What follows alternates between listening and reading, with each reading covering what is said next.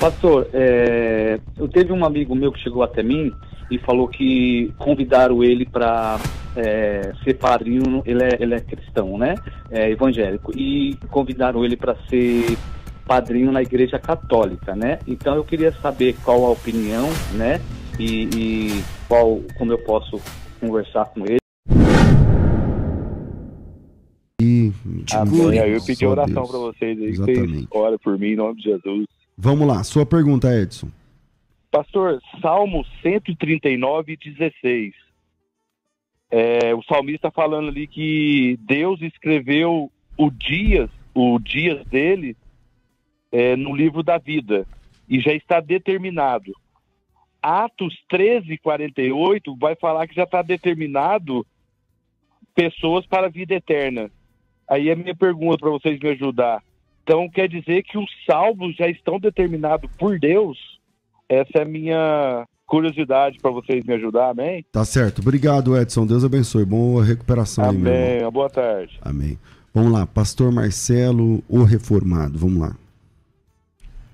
Aleluia, aleluia.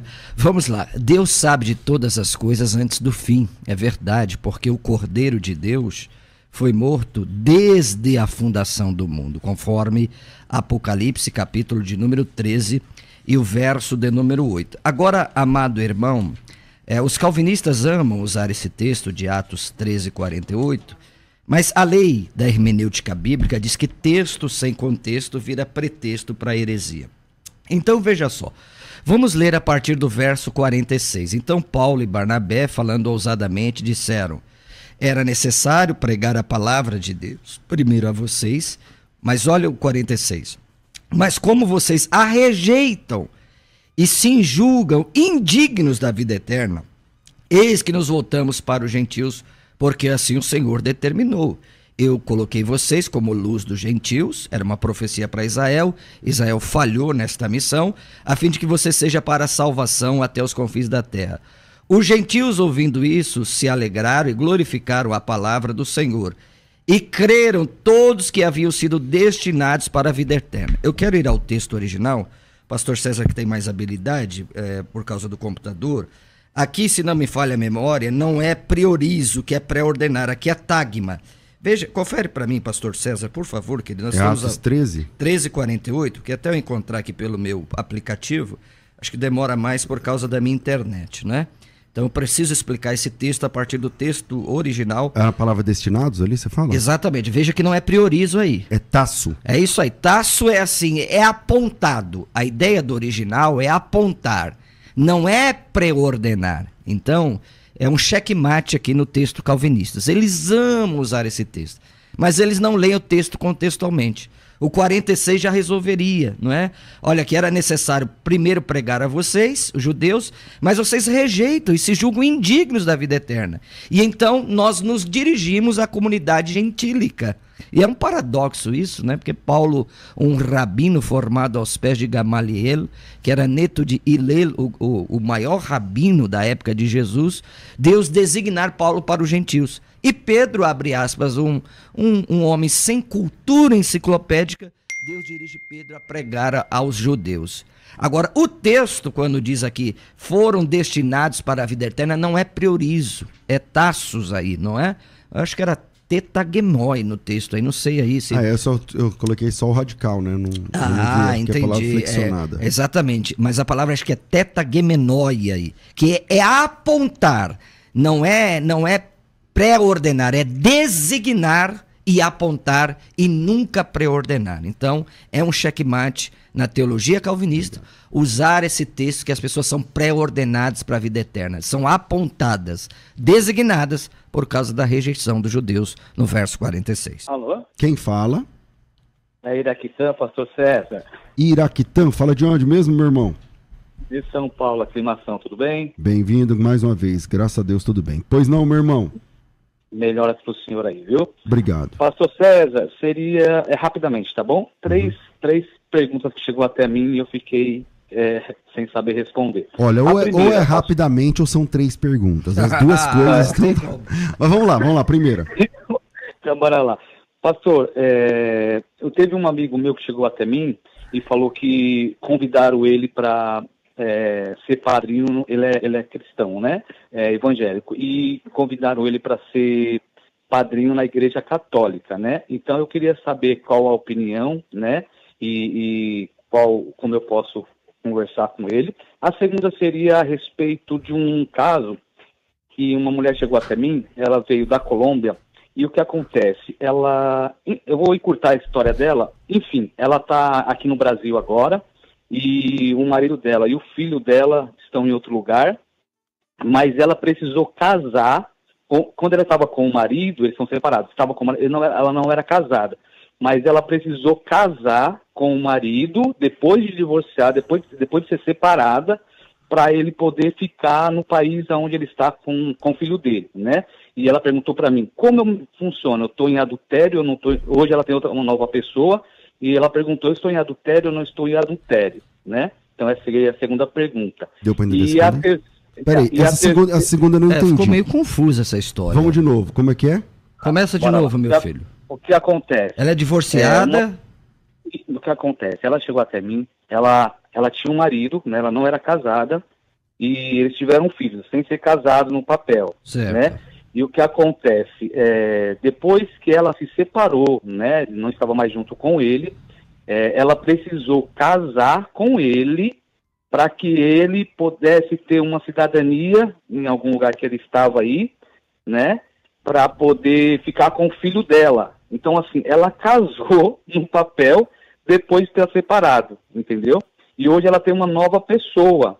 E ela não consegue contato com esse rapaz de jeito nenhum para poder pedir a separação, não tem contato com o filho. E ela tem uma nova pessoa. Ela perguntou, como que fica o meu caso? Eu estou em adultério porque eu apenas casei com ele depois que eu separei. Eu estou em adultério, como fica o meu caso? O filho dela não fica com ela? Fica com o cara? Não, tá com o cara, isso, tá com o cara, né? Então, assim, ela queria saber como fica o meu caso nessa situação. Eu estou em adultério por estar com uma nova pessoa, eu não consigo me separar no papel, como que fica o meu caso? Essa foi a dúvida dela. Deu para entender? Tá, e a terceira? E a terceira é assim, tem um amigo meu, que ele cresceu aprendendo, o pai ensinando e a mãe, né, que são da igreja, ele não é da igreja, que ele não poderia se batizar, né, e nem tomar Santa Ceia antes de casar. Hoje em dia ele serve ao Senhor, porém ele está separado de uma mulher que está pedindo o divórcio, ele tem uma nova pessoa, ele se converteu agora, e ele tem esse pensamento, as pessoas me ensinaram que eu não posso nem tomar Santa Ceia e nem me batizar antes de ser casado. Então também queria saber a explicação de vocês aí nesses três casos aí. E essa pessoa terceira também chegou até você. As pessoas vão chegando até você com os problemas, é isso? E você filtra tudo isso daí, é um rolo atrás do outro. Não, e ele vai mandando aqui pro programa. No fim sobra pra mim. Eu vou mandar. Aí eu peço ajuda pra vocês aí, que vocês são socorro. Tá certo, é isso aí. Valeu, Iraquitã. Obrigadão, hein? Tá bom. Valeu. Obrigado, um abraço. Obrigado pela força. Tchau, tchau. Ó, se você souber de algum problema de alguém, vai ligando aqui. É o seguinte, a primeira pergunta, ele fala sobre um casal cristão evangélico, protestante, pode aceitar o convite, né, para ser padrinho na Igreja Católica. Vamos lá. A Igreja Católica não deixa, para começar a conversa, né? O Código de Direito Canônico da Igreja Católica prevê que um casal de padrinhos evangélicos esse casal não pode ser padrinho de batismo, porque o Código de Direito Canônico exige que o padrinho seja católico, seja batizado, seja crismado e vivencie a fé católica. Tá? Então, aí, por exemplo, se alguém me convidar, eu já tenho essa história, porque está lá no documento, eu não posso. Mas se você quiser que eu apresente ele na igreja evangélica e te ensine a fé cristã evangélica, então seja bem-vindo, tá certo? Agora os problemas que vão chegando nele. Vamos lá, pastor Marcelo. Bom, eu confesso, fiquei muito confuso, porque o primeiro sentido é o seguinte: ela vivia amasiadamente com esse cidadão, depois se casou com ele para obter a cidadania, ficou muito, essa história ficou bem complicada, e agora parece que ela está com outro rapaz, aí ela está em adultério. tá certo? Se ela tiver sido casada com esse cidadão por força da cidadania e agora já está vivendo maritalmente com este cidadão, sim, a condição dela é de adultério, tá certo? Eu preciso falar isso, é uma verdade bíblica. Se ela está ligada ao homem pelo casamento, ela se casou, ela foi a um cartório de registro de pessoas civis e públicas do estado de São Paulo ou do Brasil e tem uma certidão de casamento e hoje ela vive maritalmente com outro cidadão, ela está em adultério, ok? Não sei se o pastor César tem uma opinião diferente, eu achei essa história bem confusa, não é? Mas se ela vive sendo casada com outro cidadão maritalmente, ela está em adultério. Não, eu não tenho dinheiro para dar uma minha opinião sobre isso, porque eu não tenho advogado. Vamos lá. Tem mais uma pergunta sobre a ceia, né? Isso, e aí? É outro problema. A mulher pediu o divórcio desse menino, e o menino parece estar com outra pessoa, e ele só pode tomar a ceia se ele for batizado. Eu não entendi.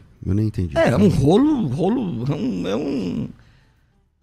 pessoal, sem tamanho. Achem aí, ele se chama Iraquitã, esse irmão. Então, quem que tiver dúvidas, vai perguntando pra ele aí, que ele vai passando pra gente. Vamos lá, 42 10 30 60, você liga e fala ao vivo comigo no programa, ou pelo WhatsApp 98484 9988. A Bíblia diz que Deus irou com Moisés e quis matá-lo, né? Eu não lembro exatamente o texto agora, me fale, mas tem essa passagem que Zípora vai lá, a esposa dele, e... Êxodo 4. Assim mesmo. Essas duas perguntas, uma interpretação, por favor. Então, a segunda eu não entendi a pergunta. Eu entendi, ele quer saber por que Deus quis matar Moisés quando apareceu para ele. Ah, tá. Isso, exatamente. Tá, okay. Obrigado, Wellington, Deus abençoe. Obrigado, professor Marcelo. Parabéns pelo programa. Deus abençoe. Obrigado, Amém. querido. Amém. Pastor Marcelo. Eu vou começar de trás para frente. É mais difícil, sempre fica com o nosso Rabi Gadol, César Cavalcante. Vamos lá. Êxodo Shemot, capítulo 4. Deus aparece, né, para Moshe Rabbeinu. E no verso de número 24, se não me falha a memória, quero recomendar, meu irmão Wellington, que você assista esse debate meu no Vejam Só, tá? Coloca aí no YouTube e tenta achar que eu debati esse tema com o professor Davi, esqueci o nome dele, ele tem muito ido também ao Inteligência Limitada. É 4:24 mesmo. Estando Moisés no caminho, numa estalagem, o Senhor encontrou e quis matá-lo. Então Zípora, no hebraico, pegou uma pedra afiada, cortou o prepúcio de seu filho e com ele tocou os pés de Moisés. Ele lhe disse: sem dúvida você é para mim um marido sanguinário. Assim o Senhor o deixou. E ela disse: marido sanguinário por causa da circuncisão. Para mim, foi isso que eu advoguei lá no debate do Vejam Só, irmão Wellington. Deus quis matar Moisés assim, porque ele é o líder do povo da aliança, não é? Do povo do Berit, a palavra hebraica para aliança é Berit. Como é que ele vai liderar o povo da aliança se na sua família o seu filho ainda não passou pelo Berit Milá, não é? Pela circuncisão, que é no órgão genital masculino. Então Zípora, vendo aquela cena, não é, pegou uma pedra, né, pessoal? Imagine a dor do menino. Hoje nós temos tramadol, hoje nós temos aí vários remédios, né, para cortar a dor ou aliviar a dor, e então circuncidou o menino. Então, eu penso que Deus quis matar Moisés, é isso que vou defender. Há estudiosos que pensam de uma forma diferente, por causa da circuncisão. Era a tarefa do homem fazer a circuncisão, era a tarefa precípua, era uma tarefa principal do homem circuncidar o seu filho. E Moisés falhou nessa missão, não é? Moisés falhando nessa missão, Zípora toma a liderança e então faz ali o Berit Milá, a circuncisão no seu filho. Então a questão toda aqui é a questão da aliança. Como é que Moisés vai liderar o povo da aliança se ele mesmo não está cumprindo o ritual da aliança na sua casa? Então Deus intentou matá-lo por causa disso.